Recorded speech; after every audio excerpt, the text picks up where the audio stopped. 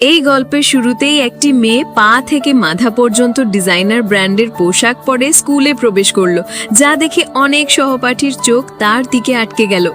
জানা গেল সে এক ধনী পরিবারের মেয়ে এবং প্রতিদিন $3 লক্ষ হাত খরচ পায়। সোশ্যাল মিডিয়ায় তার লক্ষ লক্ষ ফলোয়ার আছে এবং তার প্রতিদিনের পোশাক অন্য ছাত্রছাত্রীরা প্রায় নকল করে। গল্পের মূল চরিত্র হোরাং ক্লাসে ঢুকতেই সহপাঠীরা তাকে উষ্ণভাবে স্বাগত জানালো, তবে সে ঠান্ডা এবং উদাসীন মনোভাব নিয়ে জবাব দিল। সে দেখল একটি মেয়ে তার ডেস্কে বসে আছে। মেয়েটি তার ভুল বুঝতে পেরে তাড়াতাড়ি উঠে যেতে চাইল, কিন্তু হোরাং তাকে থামালো। অনিচ্ছা সত্ত্বেও মেয়েটি ডেস্ক মুছে দিয়ে চলে গেল। আড়ালে এই মেয়েটি হোরাংকে গোপনে হিংসা করত। হিংসার বশবর্তী হয়ে সে হোরাংয়ের নামে মিথ্যে গুজব ছড়াতো। যদিও হোরাং এসব গল্প অনেক শুনেছিল, সে সেগুলিকে উপেক্ষা করার সিদ্ধান্ত নিয়েছিল। এরপর একজন ভক্তের ব্যক্তিগত মেসেজের মাধ্যমে হোরাং জানতে পারে যে কেউ তার ছবি ব্যবহার করে একটি সোশ্যাল মিডিয়ার প্ল্যাটফর্মে ভুয়া অ্যাকাউন্ট চালাচ্ছে, যে অ্যাকাউন্টে ইতোমধ্যে অনেক ফলোয়ার হয়ে গেছে। কাকতালীয়ভাবে সেই মেয়েটি তখন তার সহপাঠীদের কাছে বড়াই করছিল যে সে হোরাংয়ের ছবি ব্যবহার করে একটি সুদর্শন বয়ফ্রেন্ড পেয়েছে, কিন্তু কিছুক্ষণ পরই সে নেটিজেনদের কাছ থেকে অগণিত সমালোচনামূলক বার্তা পেতে শুরু করলো। আসলে হোরাং ততক্ষণে প্রকাশ্যে স্পষ্ট করে দিয়েছিল যে অ্যাকাউন্টটি ভুয়ো এবং তার নয়। সেই মুহূর্তে হোরাংই সেই হিংসুটি মেয়েটির পাশ দিয়ে হেঁটে যাচ্ছিল। মেয়েটি রাগে ক্ষিপ্ত হয়ে তাকে থামালো এবং ক্রুদ্ধভাবে জিজ্ঞাসা করলো কেন সে তাকে এভাবে ফাঁসিয়ে দিল। হোরাং তার ভক্তদের পক্ষ থেকে কয়েকটি কথা বলে চলে যেতে চাইল, কিন্তু মেয়েটি তাকে ছাড়তে না চেয়ে হোরাংয়ের হাত ধরে ফেলে এবং রাগের মাথায় দুর্ঘটনাক্রমে হোরাংয়ের ফোনটি মাটিতে ফেলে ভেঙে দিল। এবার হোরাং সত্যিই রেগে গেল। সে মেয়েটির ফোন কেড়ে নিয়ে দ্বিধাহীনভাবে মাটিতে আঁচড়ে ভেঙে দিল। তারপর শান্তভাবে নিজের ফোন তুলে নিয়ে পিছন ফিরে না তাকিয়েই চলে গেল। এদিকে ক্যাম্পাসের অন্য প্রান্তে আমরা গল্পের নায়ক উনের সাথে পরিচিত হই। সেও অত্যন্ত জনপ্রিয় এবং স্কুলের ব্রডকাস্টিং ক্লাবের প্রধান। উন একজন পারফেকশনিস্ট। সে সব কিছু নিখুঁতভাবে এবং সর্বোচ্চ মানের সাথে করতে চায়। তার সুদর্শন চেহারা এবং গম্ভীর আচরণের কারণে সে অনেক মেয়ের মনোযোগ আকর্ষণ করেছে। অনেকে তো শুধু তার কাছাকাছি আসার জন্য ব্রডকাস্টিং ক্লাবে জয়েন করারও চেষ্টা করেছে। কিছুদিন আগে ক্লাবের একজন মহিলা অ্যাঙ্কার সো হিয়ান উনকে তার মনের কথা জানিয়েছিল, কিন্তু উন ঠান্ডাভাবে তাকে প্রত্যাখ্যান করে এবং সঙ্গে সঙ্গে ক্লাব থেকে বের করে দেয়। এখন সো হিয়ানকে সরিয়ে দেওয়ায় ক্লাবের জরুরি ভিত্তিতে একজন নতুন সদস্যের প্রয়োজন ছিল। সেই মুহূর্তে একজন ছাত্র হোরাংয়ের নাম প্রস্তাব করে, কারণ তার বিশাল অনলাইন ফলোয়িং এবং শক্তিশালী উপস্থিতি তাকে এই ভূমিকার জন্য উপযুক্ত করে তুলেছিল। তাই উন ব্যক্তিগতভাবে হোরাংয়ের কাছে গিয়ে তাকে ব্রডকাস্টিং টিমে যোগ দেওয়ার আমন্ত্রণ জানানোর সিদ্ধান্ত নেয়। বাসে একটি মেয়ে ঘুমিয়ে পড়েছিল। তখন একটি ছেলে চুপচাপ জানলা বন্ধ করতে এগিয়ে এলো। ঠিক তখনই মেয়েটি হঠাৎ জেগে ওঠে এবং ভয় পেয়ে পিছিয়ে যায়। তাদের দুজনের চোখাচোখি হয়। জানা যায় ছেলেটি অর্থাৎ উন তাকে বেশ কয়েকবার ডেকেছিল, কিন্তু কোনো সাড়া না পাওয়ায় সে নিজেই জানলা বন্ধ করতে বাধ্য হয়েছিল। কিছুক্ষণ পরই হোরাং আবার জানলা খুলে দিল, যা থেকে স্পষ্ট বোঝা যাচ্ছিল যে তাদের মধ্যে কিছুটা উত্তেজনা রয়েছে। আসলে এর আগের দিন উন হোরাংকে স্কুলের ব্রডকাস্টিং ক্লাবে যোগ দেওয়ার আমন্ত্রণ জানিয়েছিল, কিন্তু সে দৃঢ়ভাবে তা প্রত্যাখ্যান করে। তার এই আচরণে অপমানিত বোধ করে উন তাকে ব্যঙ্গ করে, কিন্তু হোরাংও চুপ থাকার পাত্র নয়। সেও কয়েকটি ধারালো কথায় জবাব দেয়। তাদের সাক্ষাৎ একটি তিক্ত অভিজ্ঞতার মধ্যে দিয়ে শেষ হয়। পরের দিন হোরাং একটি গাছের নিচে বিশ্রাম নিচ্ছিল এবং স্কুলের সম্প্রচার শুনছিল। হঠাৎ সে এমন একটি গল্প শুনতে পায় যা তার নিজের অতীতের অভিজ্ঞতার মতো মনে হয়। সে যখন ইন্টারভিউয়ের জন্য পৌঁছায়, উন তার আমন্ত্রণ প্রত্যাখ্যান করার কথা মনে করে এবং তাকে রুক্ষভাবে বলে যে ইন্টারভিউ শেষ হয়ে গেছে। কিন্তু ক্লাবের আরেকজন সদস্য তাকে তাড়াতাড়ি শুধরে দিয়ে বলে যে এখনো সময় বাকি আছে। অনিচ্ছা সত্ত্বেও উন ইন্টারভিউ শুরু করে এবং হোরাংয়ের অসাধারণ দক্ষতার কারণে সে সহজেই পাশ করে যায়। পরে হোরাং জানতে চায় যে সে যে গল্পটি শুনেছে তা কে জমা দিয়েছে। উন উত্তর দেয় যে এটি বেনামে জমা দেওয়া হয়েছে এবং এটি গোপন রাখতে হবে। ক্লাবে তার প্রথম আনুষ্ঠানিক দিনে হোরাং দেরিতে আসে। উন যে কঠোর এবং সময়নিষ্ঠ, তার জন্য এটা অগ্রহণযোগ্য। সেই হোরাংকে অবিলম্বে ক্লাব ছেড়ে দিতে বলে, কিন্তু হোরাং সম্প্রচারিত গল্পের পিছনের ব্যক্তির পরিচয় উদ্ঘাটন করতে দৃঢ় প্রতিজ্ঞ ছিল। তাই সে তার অহংকার ভুলে আন্তরিকভাবে ক্ষমা চায় এবং আর কখনো দেরি না করার প্রতিশ্রুতি দেয়। উন তাকে থাকতে দিতে রাজি হয়, কিন্তু শাস্তি হিসেবে তাকে পরিষ্কার করার দায়িত্ব দেয়। কাছের এক সহপাঠী অবাক হয়ে ভাবে, হোরাং কেন ব্রডকাস্টিং ক্লাব বেছে নিলে যেখানে তাকে কাজ করতে হচ্ছে, যখন সে সহজেই অন্য কোনো ক্লাবে যোগ দিতে পারত যেখানে তাকে আঙুলও তুলতে হতো না। হোরাং, যে জীবনে কখনো পরিষ্কার করেনি, গান চালিয়ে অনমনে ফ্লোরে মপ দিয়ে বৃত্ত আঁকতে থাকে। ঠিক তখনই উন ঘরে ঢোকে এবং হোরাং দুর্ঘটনাক্রমে তার জুতায় জল ফেলে দেয়। সে হতাশ হয়ে দীর্ঘশ্বাস ফেলে। সেই দিন সন্ধ্যায় বাড়ি ফেরার পথে হোরাং তার প্রাক্তন সবচেয়ে বেশি বন্ধু সো হিয়ানের সাথে দেখা করে।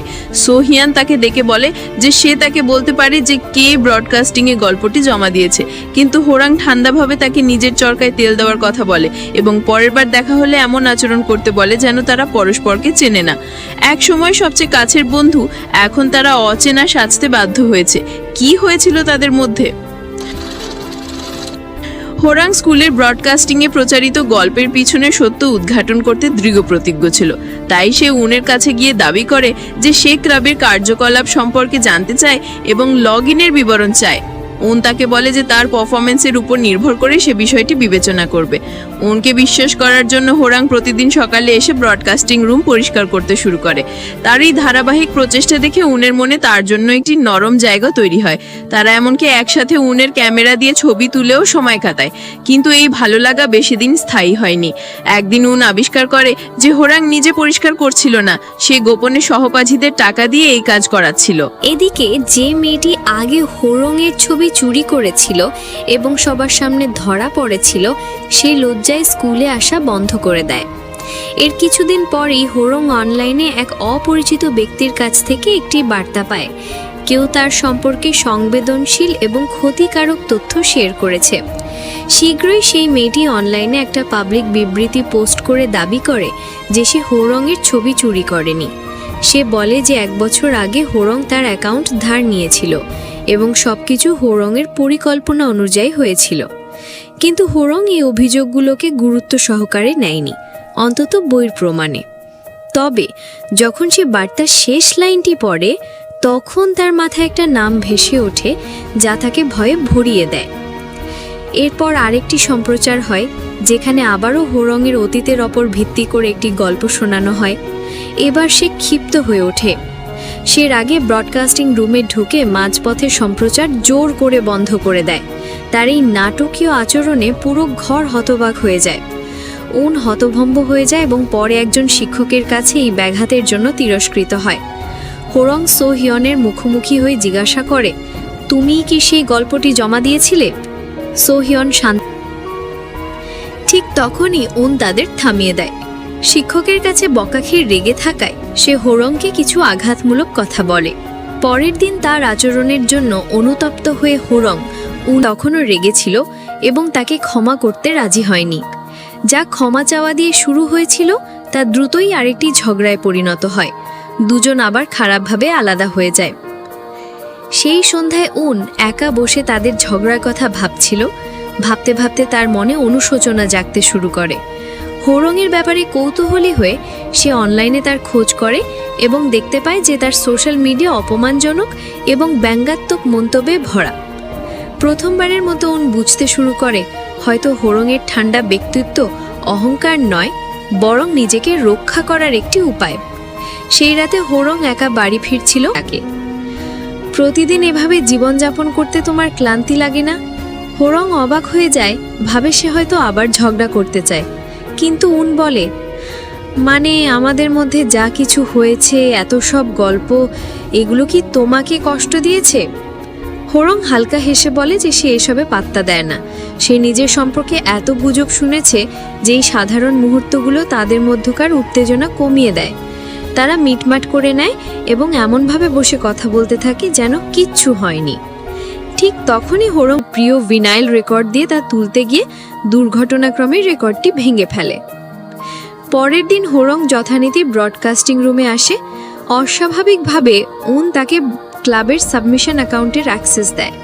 সে লগ ইন করে গল্পের আসল প্রেরককে খোঁজার সুযোগ পায়, কিন্তু কোনো সূত্র, ব্যবহারকারীর নাম বা যোগাযোগের তথ্য ছিল না। তারপর সে লক্ষ্য করে যে অ্যাকাউন্টটি বন্ধু তালিকায় থাকা একজনের সাথে সংযুক্ত, সোহয়ন। তার মনে পড়ে যায় সোহয়নের পরে একটা গল্প যা তার নিজের অভিজ্ঞতার সাথে প্রায় হুবহু মিলে গেছিল। হোরং সোহয়নকে সন্দেহ করতে শুরু করে, কিন্তু তার মনের একটা অংশ তা বিশ্বাস করতে চায়নি। সর্বোপরি সে এবং সোহয়ন একসময় অবিশ্বাস্যভাবে ঘনিষ্ঠ ছিল। তাদের প্রথম দেখা হয়েছিল মিডল স্কুলে। দুজনেই ক্লাসে দেরি করে এসেছিল এবং সঙ্গে সঙ্গেই তাদের মধ্যে বন্ধুত্ব গড়ে ওঠে। সময়ের সাথে সাথে তারা অবিচ্ছেদ্য হয়ে ওঠে, কিন্তু পরে এমন কিছু ঘটে যা হোরংকে গভীরভাবে প্রভাবিত করে এবং তাদের মধ্যে একটা বিভেদ তৈরি করে। সেই দিন স্কুল ছুটির পর সে এবং ওন একসাথে একটি নতুন রেকর্ড কিনে বিদায় নেওয়া পরিবর্তে সে হোরংকে কিছু খেতে আমন্ত্রণ জানায়। তারা কিছু স্ন্যাক্স কিনে রাস্তার পাশে বসে রাতের আকাশের নিচে খেতে খেতে কথা বলতে থাকে। পরের দিন সকালে হোরং ঘুম থেকে উঠতে দেরি করে এবং স্কুল মিস করে। রাস্তার পাশে বসে ফোন দেখতে দেখতে সে হঠাৎ গল্পের সেই প্রেরকের কাছ থেকে একটি নতুন বার্তা পায়। ধাক্কাটা বেশ জোরে ছিল। সে কি কিছু দেখে ফেলেছিল? ঠিক সেই মুহূর্তে সোহিয়ান পাশ দিয়ে হেঁটে যাচ্ছিল। হোরাংকে দেখা মাত্রই সে চলে যাওয়ার জন্য ঘুরে দাঁড়ায়, কিন্তু হোরাং আগের মতোই তাকে ডাকে। এটা তুমিই ছিলে, তাই না? কি বলতে চাইছো? সোহিয়ান এড়িয়ে যাওয়ার চেষ্টা করে উত্তর দেয়। বোকা সাজার ভান করো না। হোরাং কাছে এসে বলে, এটা তুমিই ছিলে, তাই তো? অতীতের স্মৃতি ভেসে ওঠে। মেয়েটি প্রায় পড়েই যাচ্ছিল যখন হঠাৎ একটি হাত তাকে ধরে ফেলে। সেই মেয়েটি ছিল ছোটবেলার হোরাং, আর যে তাকে ধরেছিল সে হলো সোহিয়ান। সেই মুহূর্ত থেকে তারা অবিচ্ছেদ্য হয়ে ওঠে।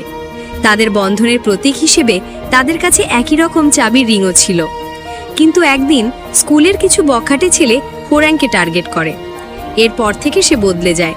সে সোহিয়ানের থেকে দূরত্ব বজায় রাখতে শুরু করে, ঠান্ডা এবং বিচ্ছিন্ন হয়ে পড়ে।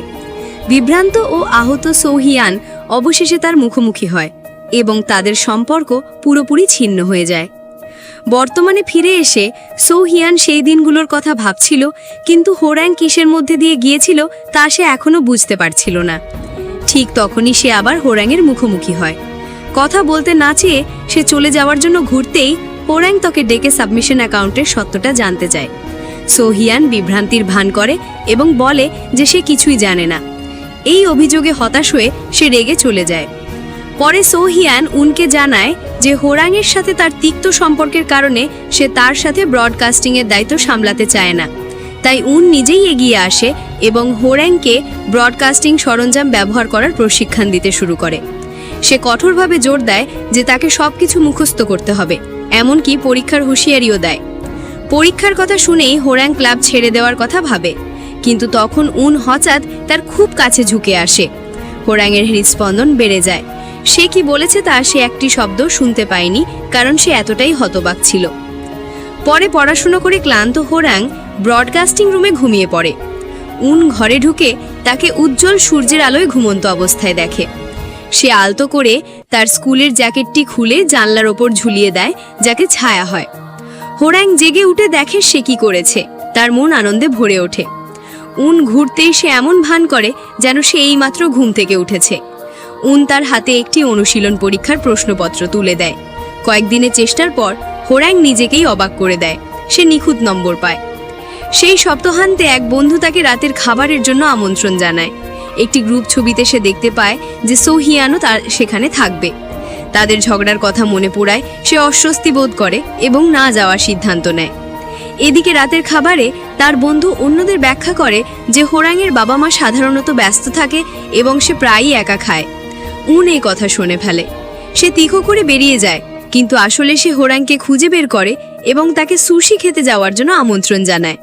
এমন ভান করে যেন এটা শুধু তারই খাওয়ার ইচ্ছা। সর্বোপরি যখন আপনি কাউকে পছন্দ করেন, তাকে দেখার জন্য যে কোনো অজুহাতই যথেষ্ট। খাওয়ার সময় উন লক্ষ্য করে হোরাংয়ের হাতে লিপস্টিকের একটি হালকা দাগ লেগে আছে। কোনো কথা না বলে সে আলতো করে তার হাত ধরে একটি টিস্যু দিয়ে মুছে দেয়। হোরাংয়ের হৃদস্পন্দন আবার লাফিয়ে ওঠে। তারপর উন বলে, আমি সবসময় সন্দেহ করেছি তুমি কোনো কারণে ব্রডকাস্টিং টিমে যোগ দিয়েছো, কিন্তু যদি তুমি কোনো কিছুর মধ্যে দিয়ে যাও আমাকে বলো, ঠিক আছে? পরে যখন তারা আলাদা হতে যাচ্ছিল, হোরাং বাড়ি ফিরে সেই রহস্যময় প্রেরকের কাছ থেকে একটি শীতল বার্তা পায়। তার হৃদস্পন্দন ধুকভুক করতে থাকে। হোরাং সঙ্গে সঙ্গে ঘুরে দরজার বাইরে দৌড়ে উনের পিছনে ছুটতে থাকে। সে তাকে খুঁজে পেয়ে তার হাত ধরে, কিন্তু কথাগুলো মুখ থেকে বেরোয় না, কারণ হয়তো মনের গভীরে সবাই তার পছন্দের মানুষের সামনে নিজেকে নিখুঁত দেখাতে চায়। একদিন সকালে হোরাংয়ের বাবা মা তার জন্মদিন উদযাপনের জন্য একটি বড় টেবিলে খাবার সাজিয়েছিল। তার মা এমনকি তার জন্য একটি জন্মদিনের কেকও বানিয়েছিল, কিন্তু হোরাংকে খুশি মনে হচ্ছিল না। সে চুপচাপ তার মাকে জানায় যে সেই জিনিসগুলো কখনোই পছন্দ করেনি যা তার মাকে হতাশ করে। স্কুলে যাওয়ার পথে হোরাং বাসে সোহিয়ানের সাথে দেখা করে। তাদের পিছনে কিছু ছাত্রছাত্রী সোহিয়ানকে নিয়ে ফিসফিস করে গুজব রটাচ্ছিল। এই মিথ্যে সহ্য করতে না পেরে হোরাং উঠে দাঁড়ায় এবং তার পক্ষে নিয়ে তাদের ভুল ধারণা শুধরে দেয়। সোহিয়ান সবকিছু শুনতে পায়। তাদের চোখাচোখি হয়, কিন্তু কেউই কথা বলে না। পরে ছাত্র সংসদের সভায় কেউ একজন প্রকাশ্যে হোরাংকে নিয়ে ব্যঙ্গ করে, কিন্তু হোরাং পিছু হটে না। সে শান্ত আত্মবিশ্বাসের সাথে জবাব দিয়ে ঘরটি নিস্তব্ধ করে দেয়। নিজেকে প্রমাণ করার জন্য সে আসন্ন স্কুল বার্ষিকী উদযাপনের অন্যতম প্রধান অনুষ্ঠান সঞ্চালনার জন্য স্বেচ্ছায় এগিয়ে আসে। সভার পর তাকে সঞ্চালনার দক্ষতা অনুশীলনের জন্য দুপুরের খাবারের সময় লাইভ ব্রডকাস্ট শুরু করতে বলে। ক্লাসের সময় সেই একই রহস্যময় ব্যক্তি হোরাংকে আরেকটি বার্তা পাঠায়। এবার তারা তাকে সঞ্চালনার সিদ্ধান্ত নিয়ে ব্যঙ্গ করে এবং অভিযোগ করে যে সে শুধু মনোযোগ আকর্ষণ করতে চায়। মন্তব্যটি তার মনে আঘাত হানে। প্রেরক কিভাবে এই বিস্তারিত জানল? হোরাং সন্দেহ করতে শুরু করে যে সেই ব্যক্তিও উপস্থিত ছিল। সে তাদের সরাসরি প্রশ্ন করে, কিন্তু তারা অজ্ঞতার ভান করে। আরও চাপ দিলে তাদের প্রতিক্রিয়া দ্বিধাগ্রস্ত হয়ে পড়ে। সেই বিকেলে হোরং প্রথমবারের মতো লাইভ করে। সম্প্রচার শেষ হবার কাছাকাছি সময় সে স্ক্রিপ্টটি ফেলে দিয়ে মন থেকে কথা বলতে শুরু করে। তার সৎ এবং আবেগপূর্ণ কথাগুলো এবং সোহিয়ান দুজনকেই অবাক করে দেয়, কিন্তু তাদের আশ্চর্যের বিষয় এটি তাদের সহপাঠীদের মনে গভীরভাবে দাগ কাটে। হাততালিতে ফেটে পড়ে সবাই, এমনকি শিক্ষকরাও তার প্রশংসা করেন। কেউ কেউ এমনকি নিজেদের গল্প জমা দিতে চাই বলেও জানায়। স্কুল ছুটির পর হোরংকে ব্রডকাস্টিং রুমে সাউন্ড ইকুইপমেন্ট পরীক্ষা করার জন্য আমন্ত্রণ জানায়। এটি ছিল হোরংয়ের প্রথমবার সাউন্ড বোর্ড ব্যবহার করার অভিজ্ঞতা, এবং সে একটি নতুন খেলনা পাওয়া বাচ্চার মতো মুগ্ধ হয়ে তা নিয়ে খেলতে থাকে। তারপর সে উনের দিকে ফিরে বলে, আজ তুমি আমাকে স্ক্রিপ্টের বাইরে যেতে বাধা দিলে না কেন? যে সবসময় পরিকল্পনা মেনে চলার জন্য পরিচিত, সে সহজভাবে উত্তর দেয় যে সে আসলে তার বলা প্রতিটি কথার সাথে একমত ছিল। পরীক্ষার পর হোরংয়ের দিকে তাকিয়ে বলে, তুমি যেমন তেমন থাকার জন্য ধন্যবাদ। এটি একটি সাধারণ ধন্যবাদ মনে হলেও তার কণ্ঠের উষ্ণতা প্রায় স্বীকারোক্তির মতো শোনাচ্ছিল। যাওয়ার আগে উল্লেখ করে যে সে হোরংয়ের জন্য একটি জন্মদিনের উপহার প্রস্তুত করেছে। এটি তার ব্যাকপ্যাকে রাখা ছিল। হোরং যখন এটি খোলে তখন সে একটি কোলনের বোতল খুঁজে পায়, কিন্তু সেই গন্ধ সঙ্গে সঙ্গে একটি বেদনাদায়ক স্মৃতি জাগিয়ে তোলে। অতীতের এক জন্মদিনে কেউ তাকে গয়রো পেয়েছিল, সবার সামনে তাকে কোলন স্প্রে করে নিষ্ঠুর রসিকতা করেছিল। তার শ্বাস প্রশ্বাস অগভীর হয়ে আসে, আতঙ্ক বেড়ে যায়। সে বাতাসের জন্য জানালার দিকে ছুটে যায়, কিন্তু সেটি খুলছিল না। সে মরিয়াভাবে টানতে থাকে। যখন সে ভাবছিল যে সে দমবন্ধ হয়ে যাবে, তখন জানালাটি অবশেষে খুলে যায় এবং সেই মুহূর্তে সে উনের কণ্ঠ শুনতে পায় যে তার নাম ধরে ডাকছিল। শুধুমাত্র তখনই হোরং শান্ত হতে শুরু করে। একদিন ফাইল গোছানোর সময় দুর্ঘটনাক্রমে হোরংয়ের গান গাওয়ার একটি ভিডিও খুঁজে পায়। ভিডিওতে বোকা কিন্তু মিষ্টি হোরংকে দেখে মুচকি হাসে। পরের দিন সকালে স্কুল বার্ষিকীর অনুষ্ঠান ঘনিয়ে আসায় সবাইকে তার কাজ বুঝিয়ে দিচ্ছিল। এক সহপাঠী প্রস্তাব দেয় হোরং এবং উনের সম্পর্ক আরও ঘনিষ্ঠ হয়ে ওঠে। মৌড়ার পর দলটি দিনের অগ্রগতি নিয়ে আলোচনা করার সময় অতীতের অভিযোগগুলো উঠে আসে, যা আরেকটি ঝগড়ার জন্ম দেয়। হতাশ হয়ে তারা ভালোভাবে আলাদা হয়ে যায়। হারিয়ে যাওয়া ফুটেজ ছাদে পুনরায় শুট করার প্রয়োজন হয়। হোরং তার সাথে যাওয়ার সিদ্ধান্ত নেয়। সে লক্ষ্য করে যে হোরং ঠান্ডা রাতের জন্য যথেষ্ট গরম পোশাক পরেনি। ছবি তোলা, গান শোনা, কথা বলা এবং বাতাস উপভোগ করা হয়তো সুখ সত্যি এতটাই সহজ। পরে যখন তারা একসাথে বাড়ি ফিরছিল, হঠাৎ বলে, যদি আমি তোমার সাথে থাকি আমি চুপ থাকতে রাজি, কিন্তু তুমি তা হতে রাজি নও। হোরং বিভ্রান্ত হয়ে পলক ফেলে, মানে আমি তোমাকে পছন্দ করি হোয়াইট ফক্স। এই অপ্রত্যাশিত স্বীকারোক্তি হোরংকে কমপ্লিটলি হতভাগ করে দেয়। পরের দিন উন ছাত্রদের জন্য কাজ গোছাতে ব্যস্ত ছিল যখন হোরং আসে। তবে উন তার সাথে গম্ভীর মুখে কঠোর অভিবৃত্তি নিয়ে কথা বলে। হোরং কিছুটা বিরক্ত হয়। এই কি সেই একই ব্যক্তি যে গতকাল তাকে ভালোবাসার কথা বলেছিল? তবে দুপুরের খাবারের সময় উন তার স্বাভাবিক যত্নশীল রূপ দেখায়। হোরং আর নিজেকে ধরে রাখতে না পেরে বলে ওঠে, কাউকে পছন্দ করা কি উত্তেজনাপূর্ণ হওয়ার কথা? উন শান্তভাবে উত্তর দেয়, কাউকে পছন্দ করার অর্থ তার ত্রুটিগুলোও গ্রহণ করা। তখনই হোরং অবশেষে বুঝতে পারে উন এমন একজন যে কাজ এবং ব্যক্তিগত অনুভূতিকে সম্পূর্ণ আলাদা রাখে। এটি ছিল সিনেমার একটি সংলাপ।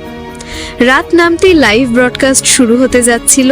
হোরং, একজন জনপ্রিয় অনলাইন স্ট্রিমার, মঞ্চে উঠতেই দর্শকদের কাছ থেকে উৎসাহী করতালি পায়।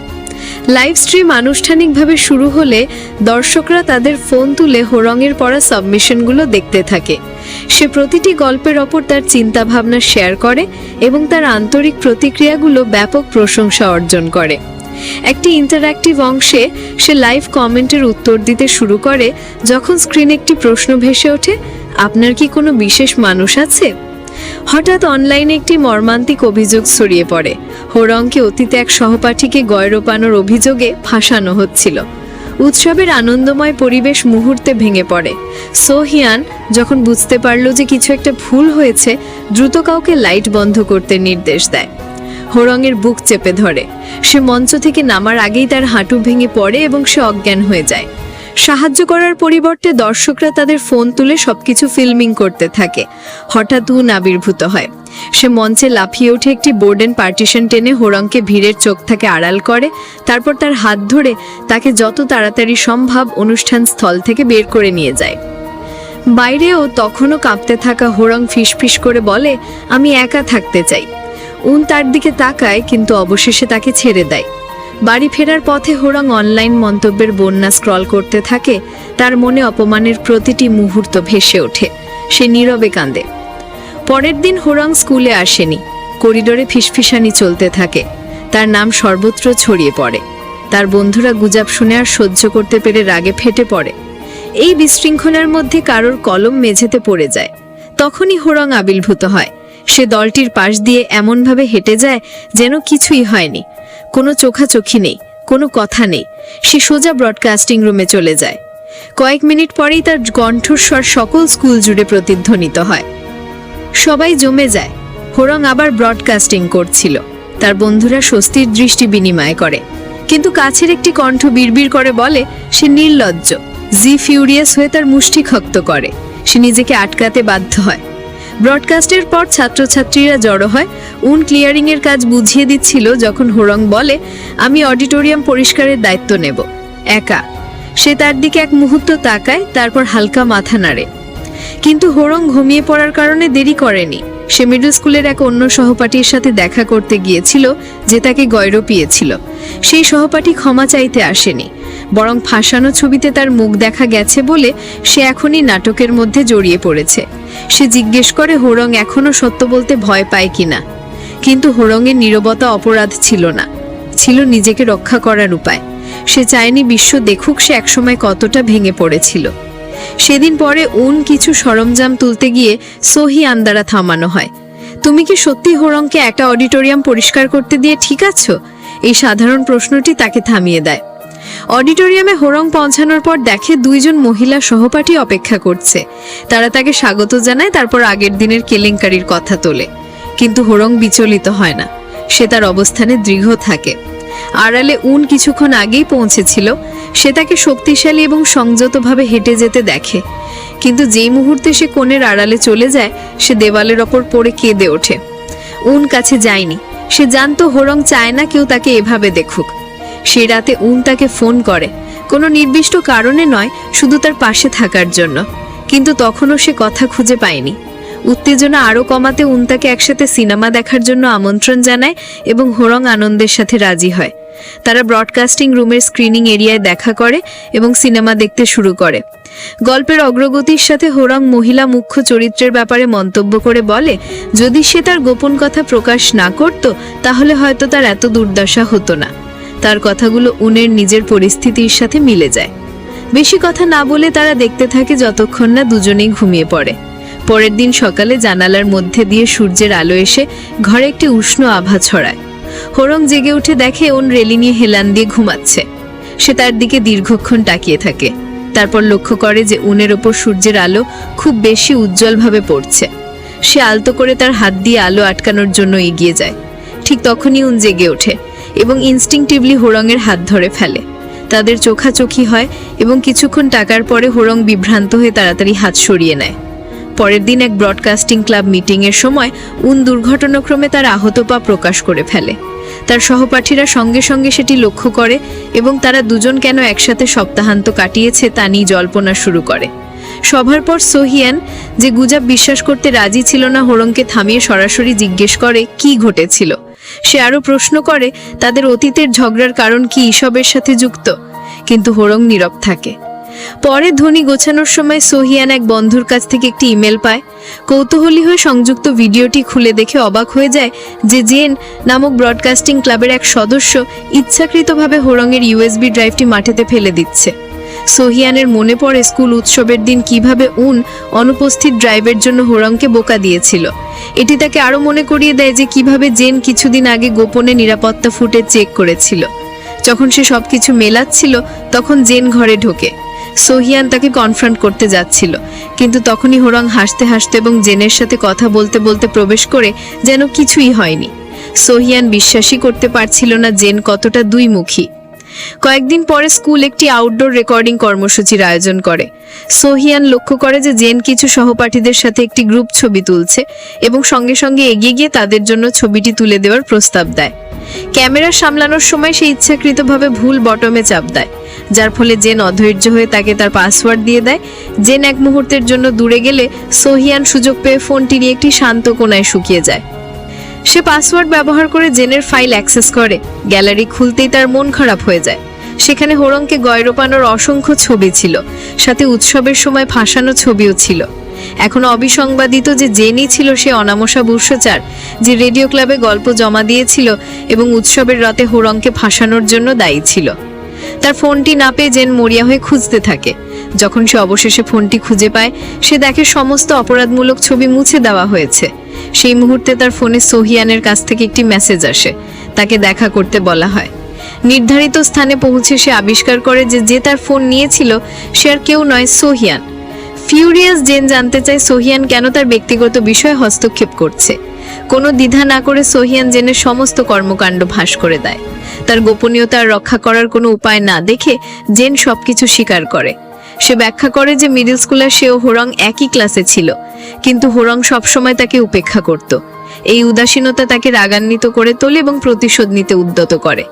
তবে সে আরও স্পষ্ট করে যে হোরং আসলে বুলিংয়ের ভিকটিম ছিল, পারপেট্রেটর নয়। সে ব্যক্তিগতভাবে হোরংকে টর্মেন্টেড হতে দেখেছিল এবং সেই মুহূর্তগুলোর ছবি তুলেছিল। হোরংকে কষ্ট পেতে দেখে তার ওপর গভীর প্রভাব ফেলেছিল, যার কারণে সে সবকিছু রেকর্ড করেছিল। এমনকি এখনও বুলিংয়ের মিথ্যে অভিযোগে অভিযুক্ত হওয়ার সত্ত্বেও সে সত্য স্বীকার করতে অস্বীকার করে। এই কথা শুনে সোহিয়ান অবশেষে বুঝতে পারে যে হোরং সবসময় তার থেকে দূরত্ব বজায় রাখত কেন। কারণ সে কখনোই চাইতো না যে কোনো ঘনিষ্ঠ বন্ধু তাকে এমন এক দুর্বল অবস্থায় দেখুক। সোহিয়ানের মনে পড়ে যে অততে হোরংয়ের ফোনে অপ্রীতিকর মেসেজ দেখেছিল, কিন্তু সে কিসের মধ্যে দিয়ে যাচ্ছিল কখনো বুঝতে পারেনি। এখন সত্য স্পষ্ট হওয়ায় সে অপরাধবোধ এবং দুঃখে ভরে গিয়েছে। পরের দিন যখন সে হোরংয়ের মুখোমুখি হয়, সে এমন ভান করে যেন কিছুই হয়নি। সে হোরংকে সব কিছু বলতে চেয়েছিল, কিন্তু নিজেকে সংযত রাখে, কারণ সে জানতো হোরংয়ের গর্ব তাকে এমন একটি প্রকাশ সামলাতে দেবে না। শেষে সোহিয়ান এবং জেন সত্য গোপন রাখার জন্য একটি চুক্তি করে, যেখানে সোহিয়ান জেনকে সতর্ক করে দেয় যেন সে আর কখনো হোরংয়ের ক্ষতি না করে। এরপরে কিছু একটা দেখে হোরংয়ের অভিব্যক্তি অন্ধকার হয়ে যায় আর সে দ্রুত চলে যায়। সে বেশি দূর যাওয়ার আগেই উন তাকে ডেকে মোমেন্টারিলি থামিয়ে দেয়। এর কিছুক্ষণ পরেই সোহিয়ান আবিষ্কার করে যে জেন অনলাইনে একটি নতুন পোস্ট করেছে, যা তাকে ইনফিউরিয়েট করে। সে বারবার জেনকে ফোন করার চেষ্টা করে, কিন্তু তার কল আনআনসার্ড থাকে। এদিকে হোরং ব্যক্তিগতভাবে জেনের মুখোমুখি হয়ে তাকে সরাসরি ভাস করে দেয়, জানা যায় হোরং বিভিন্ন প্রমাণের ভিত্তিতে জেনকে কিছু সময় ধরে সন্দেহ করছিল, তবে ভয়ে প্রতিক্রিয়া দেখানোর পরিবর্তে সে তাকে উপহাস করে এবং বলে যে সে তখন কতটা করুণ দেখাচ্ছিল। বিষয়টিকে আরও খারাপ করার জন্য সে ইচ্ছাকৃতভাবে উল্লেখ করে যে সো হিয়ানও সত্য সম্পর্কে সচেতন ছিল। সেই মুহূর্তে সো হিয়ান আবির্ভূত হয়। হোরং তাকে দেখে সঙ্গে সঙ্গে প্রশ্ন করে সে সেখানে কেন। সোহিয়ান দ্রুত ব্যাখ্যা করে যে সে সম্প্রতি পুরো সত্য জানতে পেরেছে এবং সে সত্যিই তার জন্য চিন্তিত ছিল।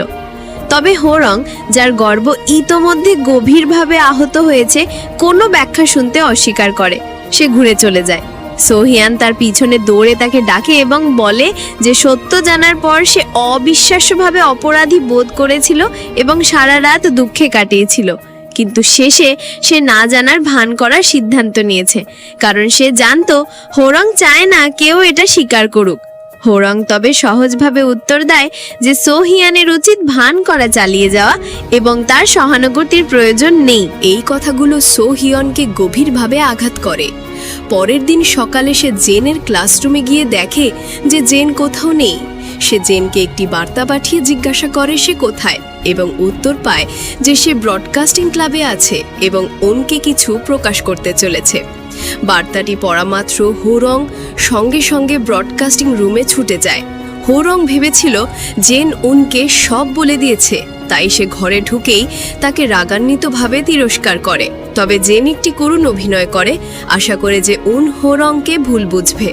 পরিস্থিতি বাড়তে দেখে উন আর সহ্য করতে না পেরে হস্তক্ষেপ করে এবং ব্যাখ্যা করে যে সে এবং জেন শুধু কাজ নিয়ে আলোচনা করছিল। তারপর সে হোরংকে সপ্তাহান্তে ক্রমাগত অনুপস্থিতির জন্য বকা দেয় এবং জেনকে চলে যেতে বলে। পরে উন হোরংকে জিজ্ঞাসা করে সে কেন সবাইকে এড়িয়ে চলছিল। হোরং উত্তর দিতে না চেয়ে তাড়াতাড়ি চলে যায় এবং জেনকে ধরে একটি খালি ক্লাসরুমে টেনে নিয়ে যায়। সেখানে সে জানতে চায় জেন কি করার চেষ্টা করছে। জেন অবশেষে তার আসল অনুভূতি প্রকাশ করে। সে এই সব শুরু করেছিল কারণ হোরং তাকে প্রথমে উপেক্ষা করেছিল। স্কুলে সে একবার হোরংকে স্বাগত জানাতে এগিয়ে গিয়েছিল, কিন্তু হোরং তাকে তাদের সহপাঠীদের সামনে ঠান্ডাভাবে উপেক্ষা করেছিল, যার ফলে জেনকে উপহাস এবং বিচ্ছিন্ন করা হয়েছিল। সেই দিন থেকে জেন হোরংকে একজন ভণ্ড হিসেবে দেখত। এখন সে চায় হোরং পরিত্যক্ত হওয়ার অনুভূতিটা অনুভব করুক। সে হোরংকে ব্রডকাস্টিং ক্লাব ছেড়ে দিতে আদেশ দেয় এবং তার বন্ধুদের থেকে দূরত্ব বজায় রাখতে আদেশ দেয়, যাতে সে বিচ্ছিন্নতার যন্ত্রণা অনুভব করে।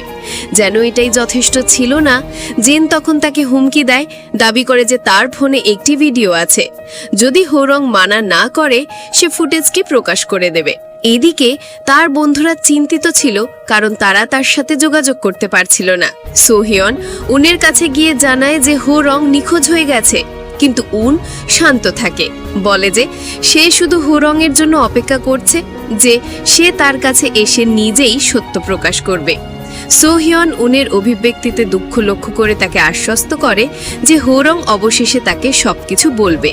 সেই মুহূর্তে হোরং কাছাকাছি লুকিয়ে তার বন্ধুরা গ্রুপ চ্যাটে যে উদ্বেগের বার্তা পাঠাচ্ছিল তা দেখছিল।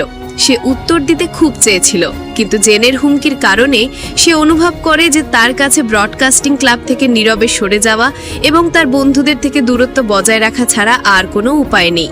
অন্যদিকে ব্রডকাস্টিং ক্লাবের রুটিন মিটিং শুরু হয়। উন হোরংয়ের খালি আসনের দিকে তাকিয়ে অদ্ভুতভাবে অস্বস্তি বোধ করে। জেন স্বাভাবিক হওয়ার ভান করে হোরংয়ের কাজ সম্পর্কে জিজ্ঞাসা করে, কিন্তু উন শান্তভাবে উত্তর দেয় যে সে হোরংকে আরেকটি দায়িত্ব দিয়েছে এবং তাকে চলে যেতে দেওয়ার কোনো ইচ্ছা তার নেই।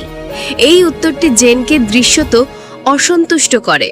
সেই মুহূর্তে এক সহপাঠী হঠাৎ লক্ষ্য করে যে হোরং ব্রডকাস্টিং ক্লাবের গ্রুপ চ্যাট থেকে বেরিয়ে গেছে। প্রায় একই সময় উন হোরংয়ের কাছ থেকে একটি বার্তা পায়।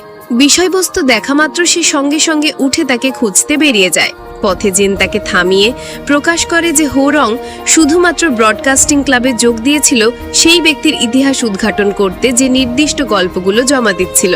তারপর জেন স্বীকার করে যে সেই দুটি গল্প লিখেছিল। সে দাবি করে যে অতীতে হোরং তাকে হয়রানি করেছিল এবং সে তখন থেকে তার ছাড়ায় বাস করত। এখন হোরংকে এমনভাবে জীবনযাপন করতে দেখে যেন কিছুই হয়নি তার মনে রাগ ভরিয়ে দেয়, যে কারণে সে তার ক্ষোভ প্রকাশের জন্য সেই গল্পগুলো লিখেছিল। জেনের কথা শুনে উন অতীতের কথা মনে করতে বাধ্য হয়। হোরং একাধিকবার ব্রডকাস্টিং ক্লাবের অ্যাকাউন্ট সম্পর্কে জিজ্ঞাসা করেছিল, যা জেনকে তার উপর সন্দেহ করতে বাধ্য করে। এদিকে হোরং তার জিনিসপত্র গুছিয়ে বাড়ি যাওয়ার জন্য ক্লাসরুমে ফিরে আসে। সে যখন চলে যেতে যাচ্ছিল তখন সোহিয়ন উদ্বেগের সাথে তার কাছে আসে এবং তাকে একটু রুটি দেয়। তবে হোরং এই দয়া গ্রহণ করতে না পেরে ছেড়ে দেয়। হতাশ হয়ে সোহিয়ান অবশেষে জিজ্ঞাসা করে তার সম্পর্কে গুজবগুলো কি সত্যি। কোনো দ্বিধা আড়াই হোরং স্বীকার করে যে সে সত্যিই বুলিং এর পারপেট্রেটর ছিল। আর কিছু না বলে সে ঘুরে ক্লাসরুম থেকে বেরিয়ে যায়। সেই রাতে হোরং উনের কাছ থেকে একটি বার্তা পায়, যেখানে লেখা ছিল যে সে তার জন্য নিচে অপেক্ষা করছে। এক মুহূর্ত না ভেবেই হোরং নিচে ছুটে যায় তার সাথে দেখা করতে।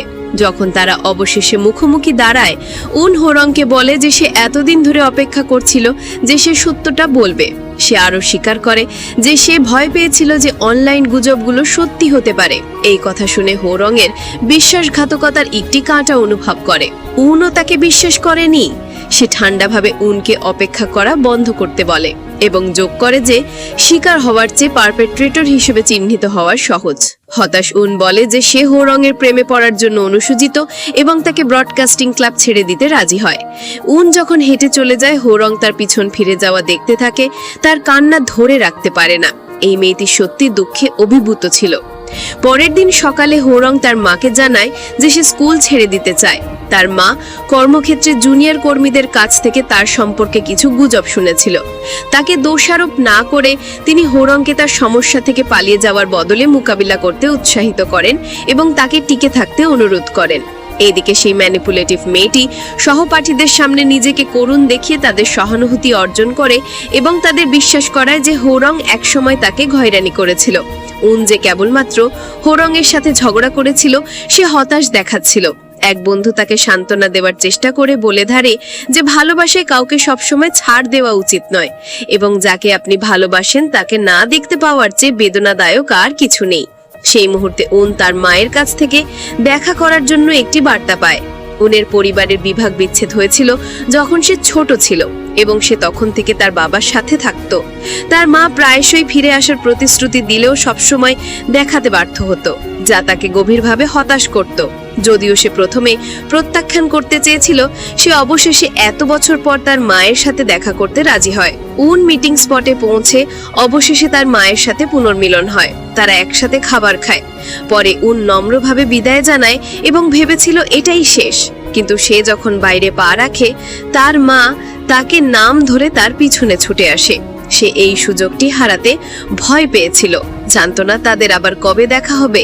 সে স্বীকার করে যে সে অনুসূচিত, যে সে বছরগুলো আগে উনকে একটু বেশিক্ষণ জড়িয়ে ধরতে পারেনি এবং স্বীকার করে যে সে অনেকবার ফিরে এসেছিল কিন্তু তার মুখোমুখি হওয়ার দুঃসাহস করেনি।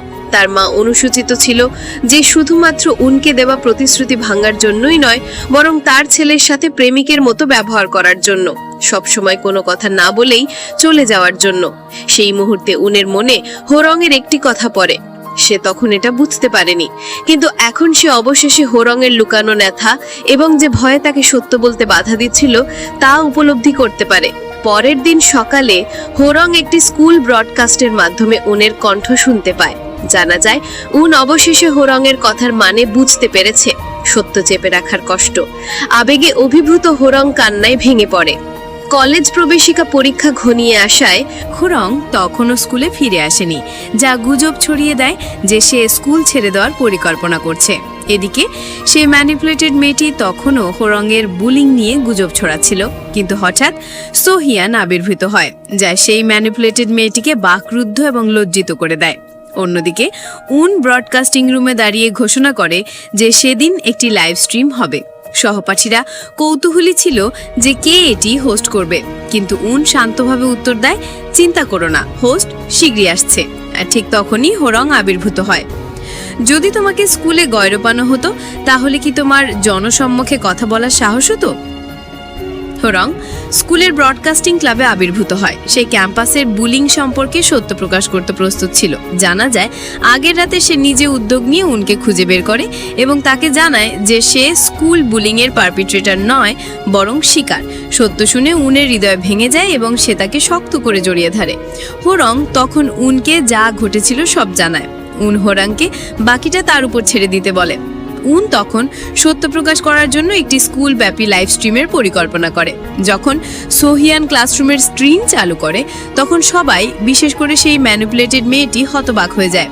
হোরং স্ক্রিনে আবির্ভূত হয়ে স্বীকার করে যে সে 2 বছর আগে তার জন্মদিনে বুলিংয়ের শিকার হয়েছিল। বন্ধুরা তাকে একটি কারাওকে বারে উদযাপন করার জন্য আমন্ত্রণ জানিয়েছিল, যেখানে তাকে তখন গয়রোপানো হয়েছিল।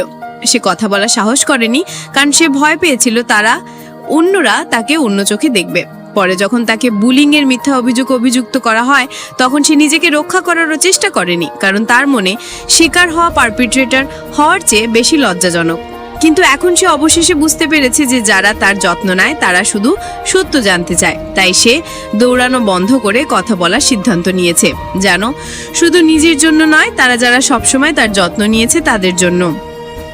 একই সময় সোহিয়ান সেই ম্যানিপুলেটেড মেয়েটির মুখোমুখি হয়ে তাকে থামতে বলে, কিন্তু সে অজুহাত তৈরি করতে শুরু করে। তারপর হিয়ান একটি ভিডিও চালায় যেখানে ম্যানিপুলেটেড মেয়েটি হোরংকে গয়রো পাচ্ছে। ভিডিওটি দেখে ম্যানিপুলেটেড মেয়েটির আত্মবিশ্বাস ভেঙে পড়ে। সোহিয়ান ভিডিওটি অন্য সহপাঠীদের হাতে দেয় এবং তারা সবাই দেখার সাথে সাথে ম্যানিপুলেটেড মেয়েটি তাদের বিচারমূলক দৃষ্টির নিচে ফ্লাস্টার্ড হয়ে পড়ে। সে অবশেষে সবকিছু স্বীকার করে, কিন্তু ক্ষিপ্ত হয়ে বলে, তোমরাও কি হোরাংয়ের পেছনে গুজবরাটা ছিলে না? এই কথা শুনে যে সহপাঠীরা সবেমাত্র সত্য জেনেছে তারা রেগে যায়। কেউ কেউ এমনকি ম্যানিপুলেটেড মেয়েটিকে একটি শিক্ষা দেওয়ার জন্য ছুটে আসে। হোরং এইদিকে ঘোষণা করে যে যদিও সে ভয় পেয়েছিল, মানুষ তাকে কিভাবে দেখবে সে আর পালিয়ে যেতে চায় না, কারণ এখন তার পাশে তাকে ভালোবাসার মানুষ আছে। তার মুখে একটি বিরল হাসি ফুটে ওঠে যখন সে ব্রডকাস্টিং রুম থেকে বেরিয়ে আসে এবং উন তাকে একটু উষ্ণ আলিঙ্গনে জড়িয়ে ধরে। ঠিক তখনই জেনো ব্রডকাস্টিং ক্লাবে এসে হোরংকে একটি বড় আলিঙ্গন দেয়। সবাই হোরংয়ের জন্য খুশি ছিল, কারণ সে অবশেষে তার সত্য কথা বলেছে। এদিকে ম্যানিপুলেটেড মেয়েটি এখন তার সহপাঠীদের চোখে একজন ম্যানিপুলেটেড হিসেবে পরিচিত হয় এবং উন তাকে তার জিনিসপত্র গুছিয়ে ব্রডকাস্টিং ক্লাব ছেড়ে যেতে বলে। সেই সপ্তাহান্তে হোরং এবং উন তাদের প্রথম আনুষ্ঠানিক ডেটে যায়। তারা একসাথে খায়, কেনাকাটা করে এবং এমনকি একসাথে ছবিও তোলে। সেই রাতে সাধারণত ঠান্ডা এবং বিচ্ছিন্ন হোরং নিজে উদ্যোগ নিয়ে উনকে তার অনুভূতি প্রকাশ করে। এত কিছুর পর তারা অবশেষে তাদের সুন্দর প্রেমের গল্প শুরু করে। বাড়ি ফেরার পথে সোহিয়ান হোরংকে খুঁজে বের করতে আসে তার পছন্দের খাবার নিয়ে। ঠিক পুরনো দিনের মতো দুজন নিয়মিত জায়গায় একসাথে বসে খায় এবং কথা বলে এবং তারা আবার বেস্ট ফ্রেন্ড হয়ে যায়। এই কাহিনীটি এখানেই শেষ হয়। এই কাহিনীটি যদি ভালো লাগে ডিরেক্ট চ্যানেল সাবস্ক্রাইব করে নাও, কারণ প্রতিনিয়ত নতুন নতুন আরো মজাদার রোমান্টিক ও ড্রামার মুভির গল্প নিয়ে হাজির হই এই চ্যানেলে। তো সাথে থেকো, পরের এপিসোডে আবার দেখা হচ্ছে। টাটা সবাইকে।